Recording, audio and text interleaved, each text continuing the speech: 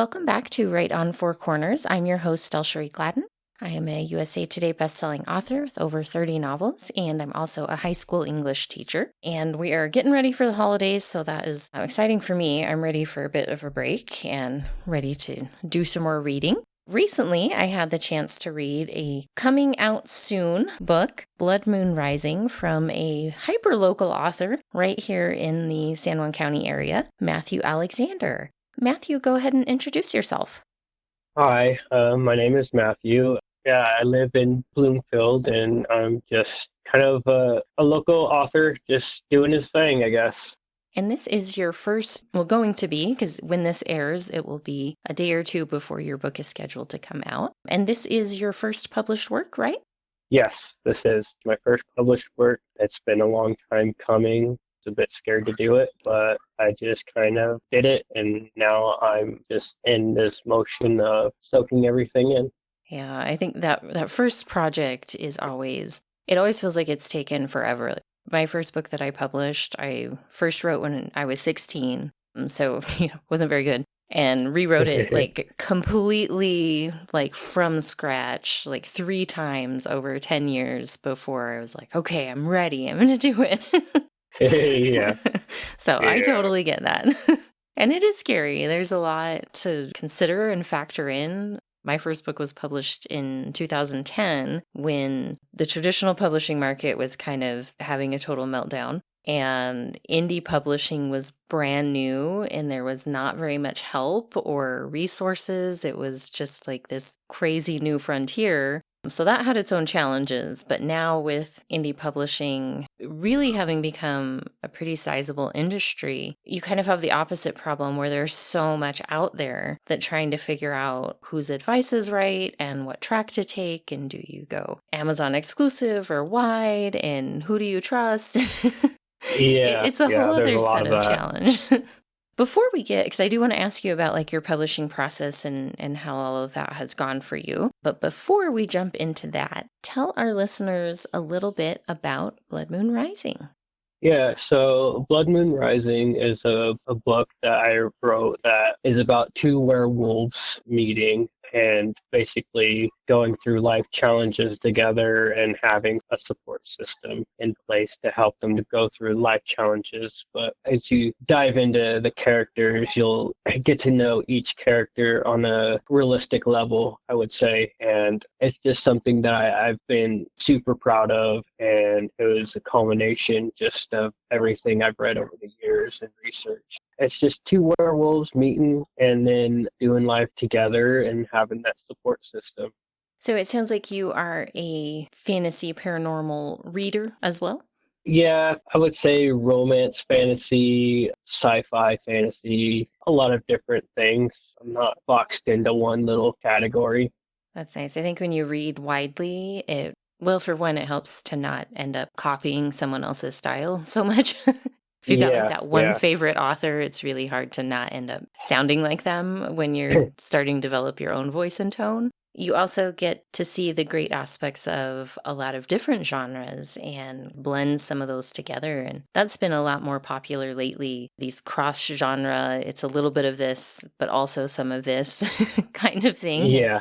I think keeps the industry fresh and brings great new ideas to readers that they might not get if they're strictly following, well, this genre says you have to write it like this. I'm a big fan of trying new things and kind of blending stuff together where you see it works. Very cool. Yeah. So what was some of your inspiration for your characters in this book and the journey that they go on together? A lot of the inspiration really is through some of my life challenges, although it's not really presented in the book that way. But yeah, I would say part of my life that's kind of in there. And then a lot of other books that I've read that are strictly werewolf books has a lot of those tones in there and those adventures and kind of thing, but also it has a lot to do with having a strong amount of faith in what you believe in and not taking no for an answer. And so, yeah, I would probably say about that kind of thing. And I think that's a good message for a lot of readers of just continuing, not giving up, pushing through things when stuff gets hard. I think especially right now, There's a lot of challenges on a lot of different fronts, and it can be really discouraging. Yeah, for sure. I just wanted people to have something that they can look to that, these are not superficial characters. They got realistic undertones. It could happen to anybody kind of thing. I just wanted to be more realistic than, oh, here's this character, and then they just automatically beat the evil one or whatever, and they don't really go through the hardships or anything like that. And I wanted these characters, people to feel these characters and be able to connect with them somehow, some way in that aspect. Absolutely. I think that's so important to have characters who are very human and realistic. Because it's really hard to connect with a character that you feel like is just like so beyond your own experience, so perfect, so superhero-y that it's like, oh yeah, that's no problem for them. But for anybody else, when you're facing your day-to-day challenges, that gets overwhelming by itself. So that can be really hard to relate to if they don't also have those struggles and things that they have to overcome throughout the story. I like that approach. Now, with your characters, I wanted to ask you about your choice in point of views, because you have 4 different characters that you rotate through most of the book: Zach, Sam, Ashley, and Lily. And that can be a lot of characters to try to navigate and blend their perspectives together. So tell me a little bit about your decision to use multiple point of views rather than one, or rather than doing like an omniscient, like epic fantasy type of narration. Yeah, I didn't want it to be one-dimensional or two-dimensional. I wanted it to be like three or four-dimensional. I want it to be a 360 view of everything that's going on from different perspectives. But the overall thing is that it's one situation seen 4 different ways, and it's how that person connects with that character, or that person connects with that character. I just wanted multiple points of view from different characters to make it a 360 view instead of it being one-dimensional or two-dimensional surface level. I wanted to paint the full picture versus just surface level kind of thing. Well, and did you have any challenges as far as keeping their voices distinct or just keeping track of how much page time each character was getting or anything like that? Or did you feel like that kind of developed and blended together fairly organically? It was more organic, which I kind of like, but at the same time, I did have those little challenges or hurdles to keep everyone kind of on the same page and for the same situation, but also give equal amount of time to each person. Because I felt like the quality of it was quite, I just wanted equal playtime for everybody and for the characters to develop naturally, organically, versus it to feel forced kind of thing. When you're doing your writing, do you plan it out ahead of time, outline everything, kind of have all of your rules before you really dive into the bulk of the writing? Or are you more of like a discovery writer where you start with the idea and you see where it takes you? A little bit of both. I do my outline first. I do the characters. I pick the characters and then I build their backgrounds first. And then I just see where it takes me from there. And then if I have to change things, then I'll do some research and kind of switch or swap characters where they fit correctly and stuff. But like I have so many notes. It's crazy because I just, again, wanted this to be like perfect and to get it right the first time. And so, but yeah, I would say it's a little bit of both. I like the discovery aspect, but at the same time, I need to know the background of each character. I need to know where they grew up, how they are they in high school, are they in college, are they working or whatever. So it's a little bit of both.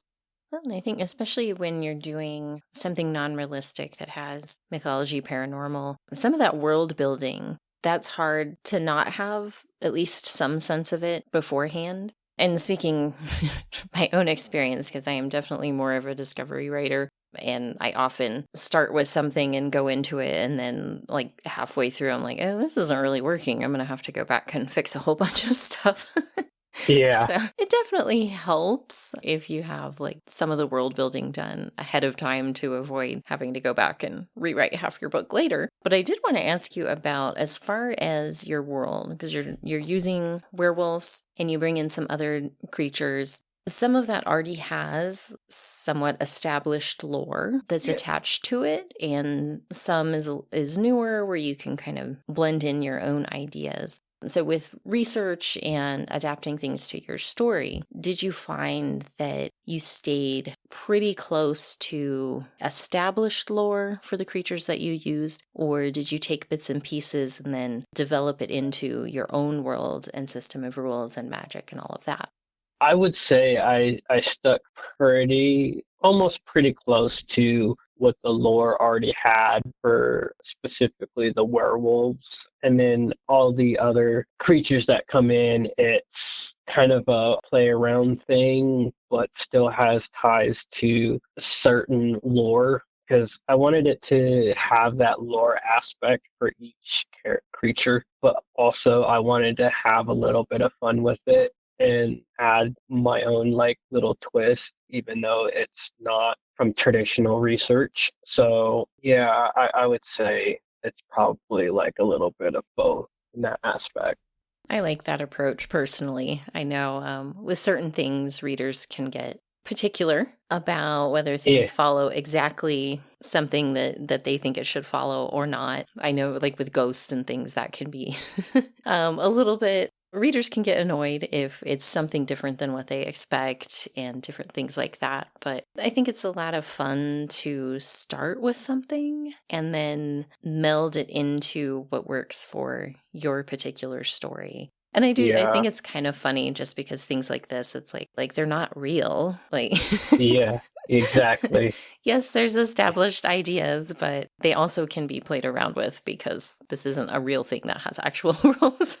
Eh, yeah, yeah, 100%. It's just a fantasy world where, it comes from my head and put onto paper. It's nothing set in stone in reality. So, Right. It can be your unique thing. And if as long as it's consistent within a story and a fictional world, like I think that's the more important thing is that it works within the story, even if it's a slightly different world or a set of rules from someone else's series. Like, well, that's their series, that's fine. But each person can do something a little bit different if they want to. Well, exactly. and with yours, I also wanted to ask about your structuring of the book. One thing I noticed with yours is that you have kind of more of like a poetic writing style where you're using shorter sentences, you're focusing on details. Sometimes with fantasy, like it's a little bit more dense, a little heavier. And yours was fairly quick to read, I think, because you had that lighter style to it. So tell me a little bit about like how you've developed as a writer and how you've started to find your voice and your own style in writing. Yeah, so I think how I developed my own style of writing kind of started in like middle school, high school, when my teacher gave us a creative writing assignment saying you can write about anything you want, absolutely anything, and just take the characters wherever you want to go with it, even though it had specific themes like faith or action or whatever in it. And so I think that was the first time that I felt like I could be creative in my life. And so fast forward years later, I started reading a lot of werewolf books using points of view. And I was like, I never read a book that had it just be points of view where you got to see the real development of every character and look it through their lens. And I was like, I would love to do something like that. And so I just kept reading these werewolf books that had a lot of points of views to them. And a lot of them did develop characters and some didn't do it so much. And I was like, well, I think I can do this better. But then I also love poetry and I love short statements that are impactful, so I try to incorporate all of that into my style of writing. Keep it light, keep it fun, keep it easy to read, not go so heavy, so dense, where it's like feels like you're reading a textbook kind of thing. Myself as a reader, I like it light, airy, fun, fast, impactful, one liners, those kind of things. So that's what I tried to incorporate in my style of writing.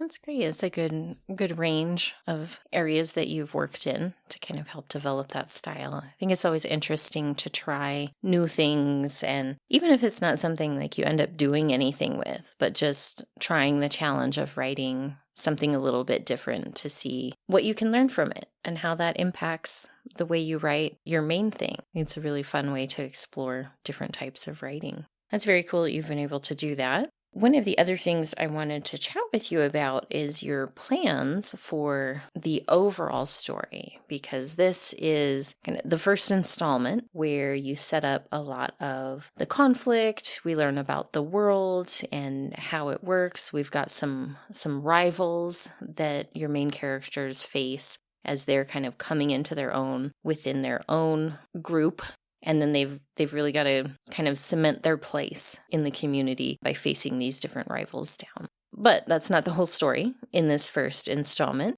So I assume that you have more planned in the future. Yes, so it's actually a 4 book series. All 4 books are done, completely done, and they'll be released 6 months apart. And I wanted it to be more of a generational thing, and you'll see that as you'll see each book. And again, it's, having that partner to do life challenges with, but you also have family and friends as support and those type of things. And that's the theme throughout the whole series is having faith, having family backing, and friends backing, all those things. So yeah, it's a 4 book series, and all 4 books are done. First one will be out soon, so I'm super excited about, and then I'll start working editing the next book. Awesome. I think it's great to have all of them done and to be able to start making those long-term plans. And then as your readers discover it, not having to wait that long for the next one, not doing a 3, 4, 10-year break between books helps keep that Yeah. momentum going. Oh yeah, yeah. These are going to probably be fast reads for veteran readers, as I like to call them, or speed readers. So I would say if you're that type of reader, just soak in what's going on and try and catch everything versus just powering through it, because this literally sets up for the rest of the series. And I just want people to enjoy it versus just having it as a speed read. Well, that's great advice. I think, especially when it's like a book in your preferred genre, it can be hard not to just kind of like gobble it up and then Yeah, be like, okay, yeah, where's for the next sure. one? But take it a little slower, like really stop and enjoy them and catch all those little details that are added in. I find that myself as a reader, sometimes that's hard to do. Partly because I read so much. I read for the radio show, but then I also read for personal enjoyment and listen to audiobooks, and so a lot of years I'm reading like 50 to 75 books a year, and there are times where I have to remind myself, no, don't just speed through it, like stop, really enjoy the characters and the development and the story. Don't just move on to the next thing. So I like Yeah, that as a yeah, reminder. That's great. yeah. Now, with this being your first book, as we talked about a little bit at the beginning, publishing can be really hard to navigate right now just because there's so much out there, and it's hard to decide between different routes and which companies you want to go with and how much you can do on your own versus what you need to hire out and all of that. So tell us a little bit about your publishing journey being a debut author in today's world. Yeah, so my original plan was just to write a book, just to get it published and be an author. That was the whole, like, my only goal. And then, so when I was reaching out to publishers, a lot of them anyway, and I had to do my own research for their company, see if they have a website, see if they're on the credit bureau, see if they're a legitimate company, not just scammers trying to take your money and different things like that. So I had to really do my due diligence on the publisher that I wanted to go with. And I had to ask some publishers early on because they just weren't doing it the way I wanted it done, and it felt like they were just taking my money versus listening to me. So I had to, go ground zero and rethink and redo everything. And I ultimately landed on a publisher that I fell in love with, and they offered me a nice package, and they've had constant communication with me. They for my approval, what I thought about this, what I thought about that. They really included me as an author because it's my book into everything. So it was very much appreciated on that scale. So for me, it was just a lot of research and making sure that I didn't get scammed and picking the right one that I thought best fit for me. Yeah, I think right now, especially, that research is so important. And it's something even more recently with AI taking over more and more things.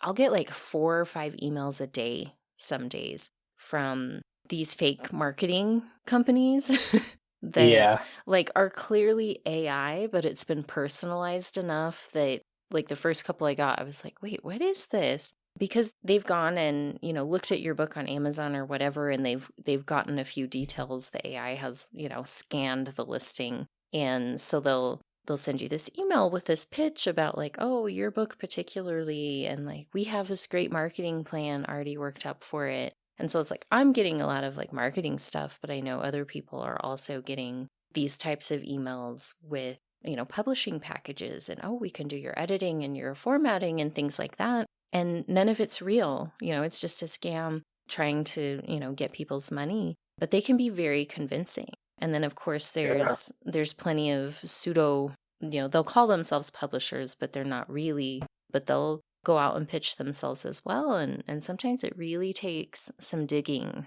to be able to get into the details and be like, wait, this is not what they're saying it is, and don't have a yeah, good reputation. And some of the groups I belong to, like they'll regularly post some of the ones that are uncovered as scams to warn people away from them. But as much as, technology and the opening up of publishing has had so many good benefits to get more people's stories out into the world, it also opens up a lot of questionable practices. And so it really does take a lot of effort to make sure that whoever you're giving money to is legitimate. And so I'm really glad that you were able to kind of sift through that and find a company that worked well for you, because that's definitely one of the challenges today in publishing, I think.